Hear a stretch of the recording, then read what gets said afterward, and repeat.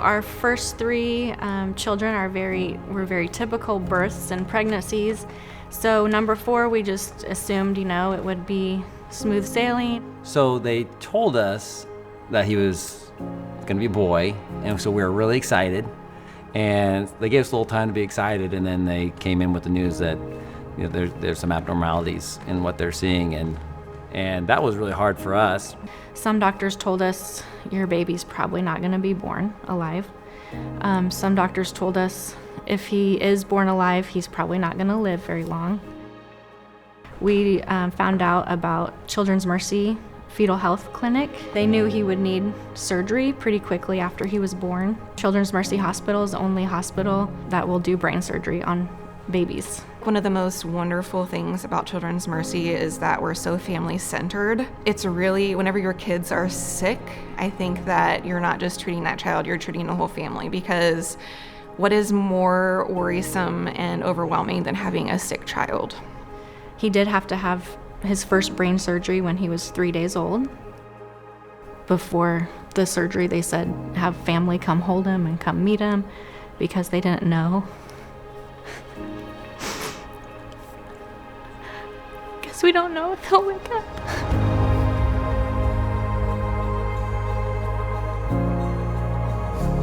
How it really was, we really did not know, from day to day if Jetson was going to still be with us. And the tough little booger, he wouldn't stop breathing after he had such a tough start there, but the next day he's always, same guy. It's the best thing in the world to be able to see the difference that community involvement makes in community care for kids. We love them so much, and we know that our community does too. Children's Mercy was really supportive throughout the NICU stay. They have a team of social workers. They had the palliative care team was a big part of supporting us through that time.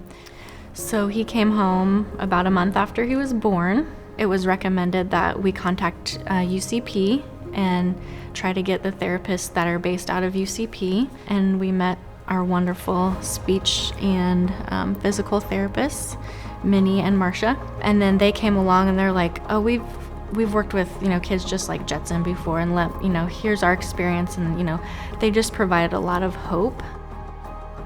They were just like bright lights in that time. And, working with Marcia, she would talk about how sitting up is a good indicator of if they will be able to walk someday. Then getting really excited when he was doing it by himself. I remember the first time he pulled up on our countertop, like Bethany's doing dishes, and there's Jetson pulling up to stand next to her, and it's like, all right, big boy. Another milestone I really cherish is anytime he laughs. It's like, okay, he experiences joy. It was just the most joyful sound ever to hear. Jetson, has surpassed a lot of things, done things that doctors have said, he probably won't do.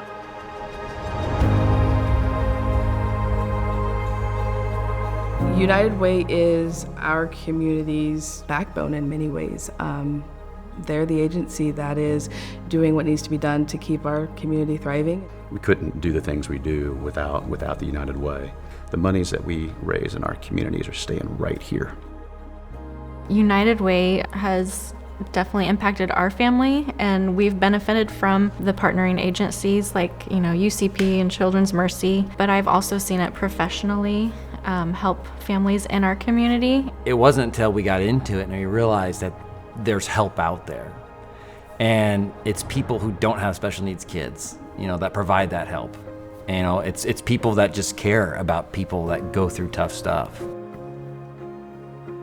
That was a big relief to me as, budget guy, to be like, okay, can we afford this? And with the help of organizations like United Way, we can.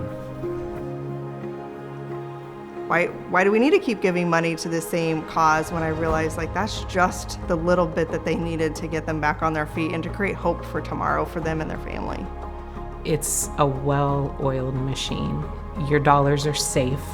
They are well protected and well utilized, for sure.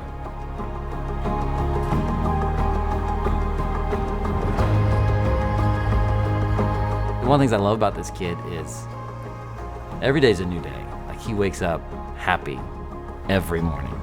Anybody else could have an experience and think they know what the world's like, but once you kind of see it through the eyes of somebody like Jetson, you realize that there's not a whole lot in this world that's so awful that you can't still have joy. And I think that's what he's probably taught me.